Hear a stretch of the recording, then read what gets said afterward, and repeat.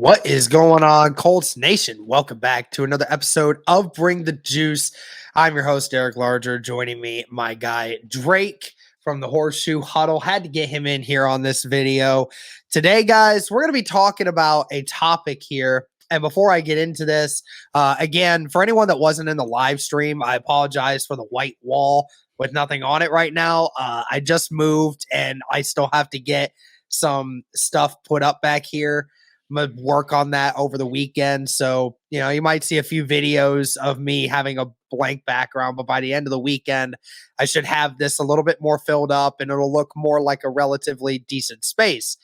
But we have to talk about this, Drake, because I'm seeing it more and more now from Indianapolis Colts fans, and you had a very distinct word to describe this. We're seeing a ton of people talk about how the Colts should just stay at number 4 and should just draft whatever quarterback happens to be there at number 4 and just take whoever it's there. And you had a very interesting word to describe that scenario. What was that word? That word was that's very dangerous. Yeah, and the reason that that's dangerous is because each one of these guys is completely different. Number one, each one specializes, if you will, in something totally different than the other. And number two is if you're risking, let's say that you want, one of the 4 guys, you're risking just saying, you know what, I bet and I think and assume, you're assuming actually that they're just going to fall to number 4.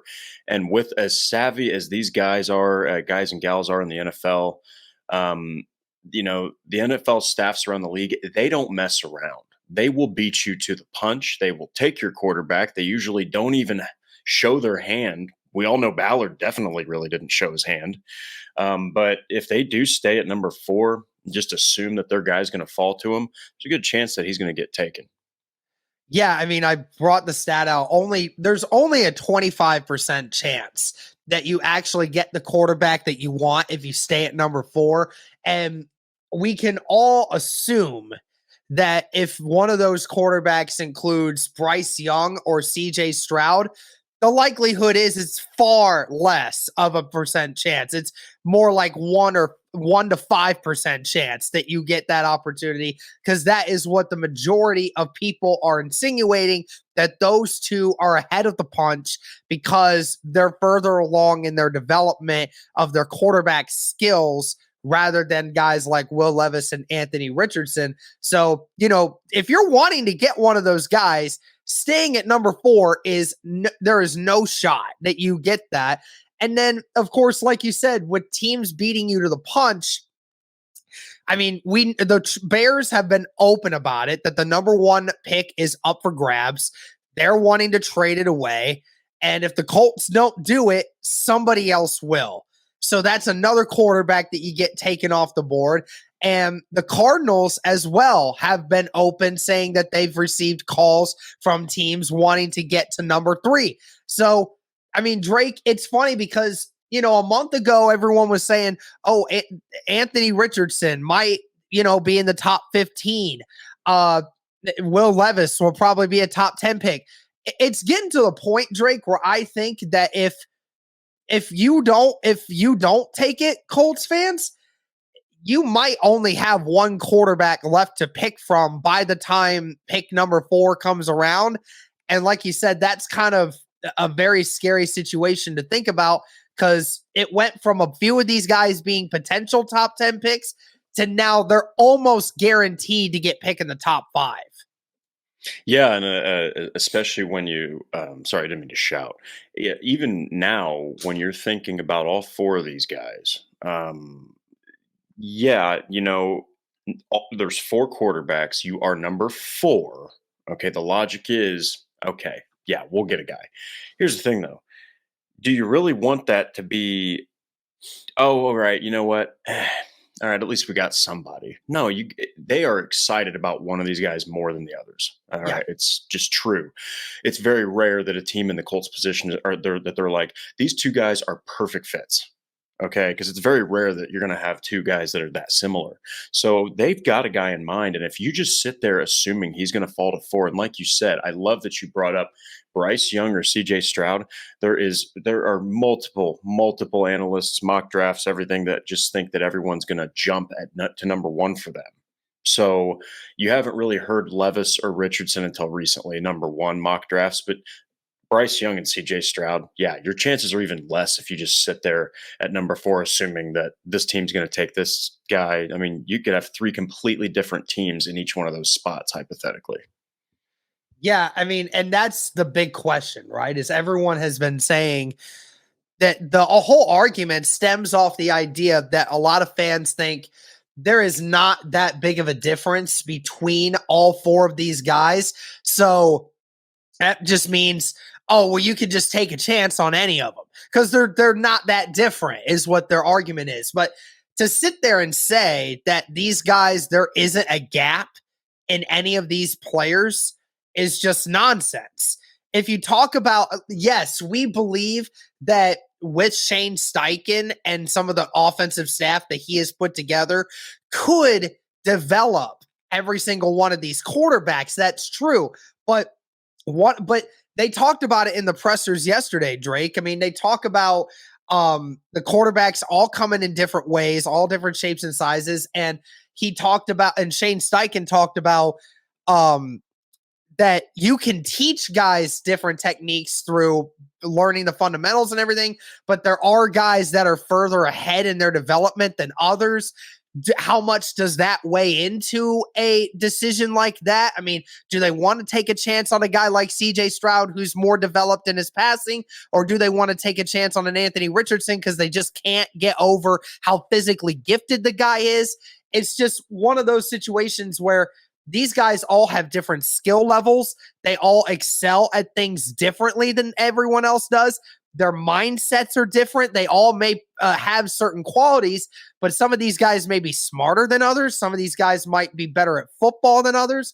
Just, it's one of those generic fan arguments that I don't think that these guys are that far apart. So therefore, we can just go with anyone. They could theoretically do that, but like you said before, one of these guys, the Colts have to love more than the other, and that's why there's more incentive to trade up rather than stay at number four.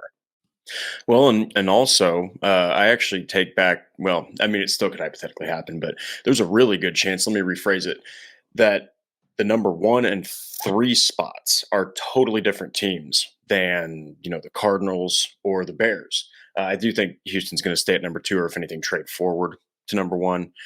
But you don't want other AFC rivals, being in those positions to take a guy like a Richardson, if you really believe he's the guy, or a Levis, if you really think that that's the future of the team. Even you got to think there's really not, for the people that do think there's a lot of separation, there's really not in the regard of the picks. Okay, so the Colts really aren't moving forward. I mean, they're going to have to give up something for the number one spot, but they're not really moving a huge margin forward. Okay, so like that will be probably put into account with the trade as well. But for the number one pick, yeah, it's worth it. I think that I think it was on No Horsing Around. They showed they had someone in the chat actually laid out what the pick or what the trade was for Mahomes to go, the Chiefs to go up and get Mahomes. And it looks, kind of gaudy, but it turns out it was a pretty good idea, to take a chance like that. So it's always a chance. Yes. Is there a chance it could bite them in the butt? There's a chance all four of these guys are busts. Okay. Like who knows? Seriously, you just don't know. So you got to take that chance. And I think that they'd be foolish to just sit there at number four. Again, yeah, it's another argument for the people who are saying just stay at number four, that they don't want to trade. They don't want to give up any of these assets to do this. Yes, the Indianapolis Colts are a lot further away from their respective goal of winning a Super Bowl as than what they previously thought they were. But that is all the incentive to make sure you get the right guy at quarterback. You can always go get other guys to make this team better. But you need the guy that for the next 10 years, you can work on that guy and say, This guy is going to lead this team for 10 years, 10, 15 years, and we have a chance to build around him, something we have not been able to do for the last almost 5 years now, and get it right. That's all the incentive. I don't care how much it takes. At the end of the day, people are like, oh, well, you can't bet the lot on these guys when you potentially think they're going to be busts. Everyone always has that question. There's never been a prospect in the history of the NFL. People will tell you that this guy's Hall of Fame goated, no question about it. But there's never been a number one pick ever in the history of the NFL that people said, this guy for sure 100% will never not be good. It's just not logical. There's always an opportunity for that. There are plenty of number one overall quarterbacks in previous and recent history that have gone on to not be very good quarterbacks. Okay. So it happens sometimes, but when you're playing the game of chance, you have to go and do that. You have to get it right. So if the Colts think there is one guy above everyone else in this draft class, regardless if it's Bryce Young, which from all accounts, from what we've been hearing with Ballard and Irsay, even though they do a pretty good job of not leaking things, it sounds very, very, very likely, Drake, that they're looking into Bryce Young a lot. And whether that's Stroud, Richardson, if they feel that they're willing to take on the risk of a development for 2 or 3 years to get him to where they want him to be. And, you know, maybe it's Will Levis. I don't know. But you have to go and get the guy if you want to take an opportunity on that, because if you don't and you just settle for what is best, you're just going to end up being right back where you belong. Well, and again, another facet to why it's so dangerous is that you're thinking Houston is going to get a quarterback. There's no question about that. They're not just going to settle on Mills. They're not going to, sign Carr. That's not happening. They're getting a quarterback. They're in your division. Then you got to point your finger over to, or then you got to point your eyes over to the Jaguars, who are officially there. They're here to take over the division. They just took it over. They had one of the greatest comebacks I've ever seen in the playoffs. Okay. And all you did was take their, I believe it was their pass game coordinator. All right. Like, do I have all the confidence in JBC? Of course. But that's all you took from him. Peterson's going to still have Lawrence on point. And then you got to look over to the Titans, who, even if they did, quote unquote, commit to Tannehill, they're not entirely sold. You can tell on Malik Willis. Maybe they go up and take a quarterback like Richardson. Okay. And they are still dangerous enough to win the division.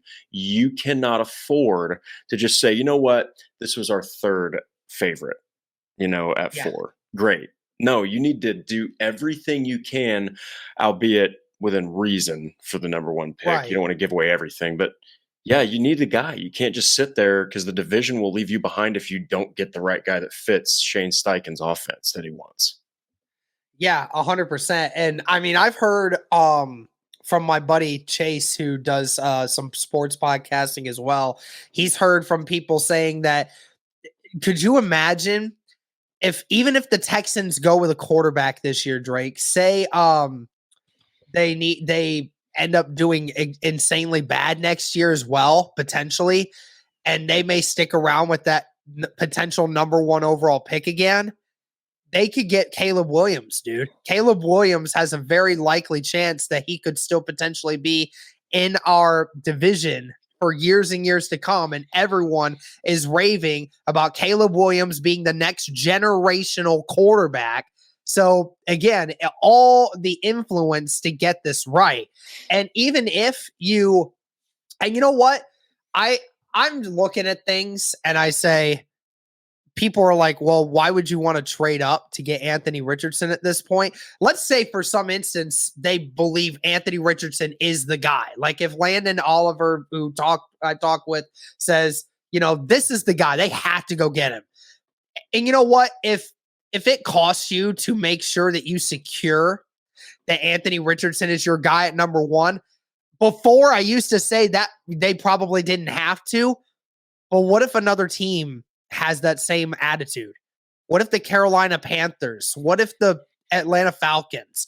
What if another team just out of left field is willing to throw 3 first rounders, a second rounder, a third rounder, all this to go and secure the fact that they might get Anthony Richardson. There are teams that we've seen crazy trades done before. So, you know what? If it comes back to it, so be it. I'm going to fully commit to whichever quarterback we want to, but I don't want the Colts to have another issue where they stayed put, didn't take the chance, and got stuck with the third or fourth best option for them when they could have, but when they were in prime position to make it happen if Chris Ballard would have just done more. And I think based off what we've seen this year and this offseason going the way it has, Drake, I don't see any other option. You either lose your job by going out with a bang and trying, or you lose your job by not trying and you get thought of as an embarrassment. Well, and a point that you made just now, which needs to be said, is think about the aforementioned. I mean, there's probably other teams that I'm missing right now because I don't have it pulled up in front of me. But think about the Falcons, who are not going to keep Mariota, by the way. Yep. All right. Think about the Falcons and think about the Panthers. Both of those teams are going to go with a new quarterback. All right. They do not have the luxury of being in the top 4 to sit. They have to go up. They're not going to go probably. I don't even think they'd go to 3. Okay. Unless they were really sold that a guy fell behind and they were like, oh my gosh, which do they take that chance? They will be more willing to go up to number 1 to go take that guy. So for the Colts, you have to think about both of those teams that are not even in your conference that could benefit from a guy like a Richardson. And they're going to say, I don't give a crap. Let's do it. And they're going to go up and take it. Again, it just goes back to the idea of thinking like you can't take the chance on what other teams are going to do. I mean, even come draft night, if you're still there at number 4 and you don't make a trade, at least to the top 3. I mean, I've even mentioned the idea, Drake, of just moving into the top 3, because at least then, if you're wanting to talk about taking a chance, then fine. You know for an absolute fact that you're going to have 2 quarterbacks there to kind of pick between 2 of them. That increases your odds. But that even then, still, what we presume will be Will Levis and Anthony Richardson, was that worth it? Was one of those 2 guys worth doing that? And who knows? Maybe it's not. I mean, maybe it's CJ Stroud and Will Levis. Maybe it's Bryce Young and Will Levis, because Bryce Young may fall because of the size. Who knows? But you can't. It's hard to play the oddball game on this right now, because this is your franchise. Like, this is it. Like, this is the last chance for Chris Ballard to prove to Jim Irsay that he's got something in him to actually make this franchise better. So I just hope that they'll do it, man, because I don't want to stick at number 4 and just get stuck with Will Levis if the Colts didn't deem Will Levis to be the best fit for them. Well, and you also got to think, like, that's another factor in why I've also made the argument at times. I think before all of the hype now with Richardson, who I've been 100% behind, but I've been kind of surprised to see the sudden hype now. And then Levis, I don't understand the hate. I do think the guy has a lot of potential. You kind of got to think here also that Ballard's job is on the line. So he can't afford to sit there and just be like, all right, we're sold on this guy, but these next 3, you know what? I really don't want to move up, though. No way. I think that if I'm making a prediction, it's going to happen. I think Steichen's going to say, this is my guy that I think is going to succeed the best in my offense. And Ballard's going to think 2 things. 1, I'm sick of losing. And 2, I should probably listen to this guy because he knows exactly what he wants on the field. And my job's on the line. And if I don't knock this out of the park, I'm probably done. That contract's going to get cut short. And you know what? Maybe it is in that situation where most of the Colts organization is in agreement that there are 3 different quarterbacks that are all right here. Like, where they're all so close with each other that we don't really care who we get. We feel confident in Shane Steichen's ability to do so. Maybe that is. Maybe there's the possibility that there is that way. But I would highly doubt that there is, because that's fantasy land when it That's a comes big to chance. quarterbacks. Big Because chance. you're talking about potential with all these guys. All these guys have potential. All these guys have bust potential. It just all depends on what Shane Steichen and this offense feels is the best direction going forward with a quarterback. And obviously, all of these guys have different skill sets and how they attack the game. So it's very important that they figure that out, because I know for a fact that Shane Steichen is not sitting there and saying, okay, I'm going to develop 2 or 3 different schemes here, and whichever quarterback we get, that's the scheme I'm going to go with. I'm very positive that there is a scheme that Shane Steichen wants to go with, and this is the quarterback that's best going to fit it. Let's go get that guy. Of course, random things happen, but we will just have to see. But that's going to do it for this video, guys. Let us know your thoughts in the comments on, the Colts staying put at number 4 for just any quarterback that falls to them. We think it's a flawed argument. What do you guys think? But thank you guys so much for tuning in. Shout out to my guy Drake for helping me out. And as always, guys, go Colts.